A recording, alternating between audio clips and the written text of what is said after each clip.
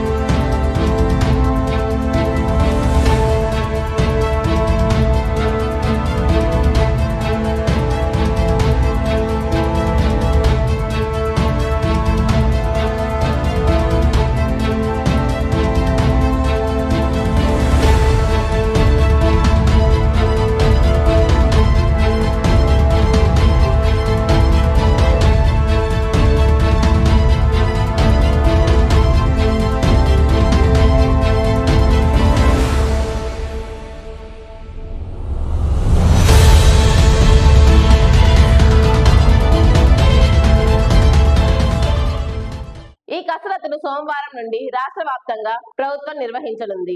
మంచానికే పరిమితమై 15,000 పెన్షన్ తీసుకుంటున్న 24,000 మంది ఇళ్లకు వెళ్లి వైద్య బృందాలు పరీక్షలు చేస్తారు. నెలకు 6,000 తీసుకుంటున్న 8 లక్షల మంది దివ్యాంగులకు దగ్గరలోని ప్రభుత్వ ఆసుపత్రిలో పరీక్షలు చేస్తారు. పెన్షన్దారులు హాజరు కాకపోయినా, బృందం ఇంటికి వెళ్లినప్పుడు అందుబాటులో లేకపోయినా వాళ్ళ పెన్షన్ హోల్డ్ లో పెట్టనున్నారు.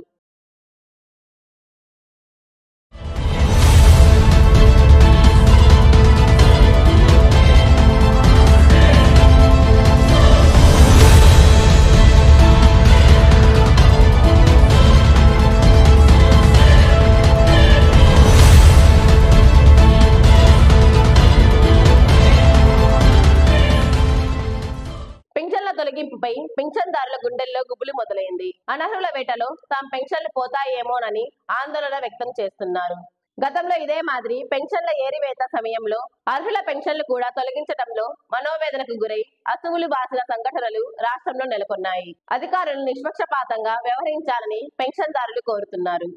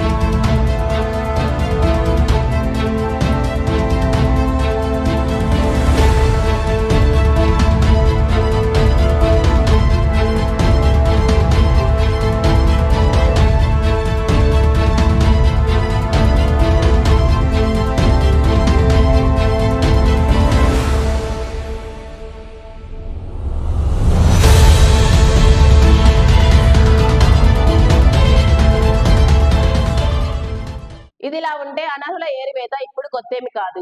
గతంలో 2014లోని టీడీపీ ప్రభుత్వం హయాంలో కూడా ఇదే విధంగా అనర్హులను గుర్తించి వారి పెన్షన్లను ఆనాటి ప్రభుత్వం తొలగించింది.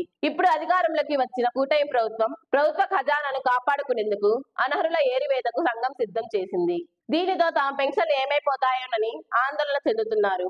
అనర్హుల ద్వారా నెల నెల పెన్షన్ ద్వారా ప్రభుత్వ ఖజానాకు పడుతున్న గండిని పూడ్చేందుకు కూటమి ప్రభుత్వం తీసుకుంటున్న చర్యల పట్ల ఆర్థిక నిపుణులు హర్షం వ్యక్తం చేస్తున్నారు.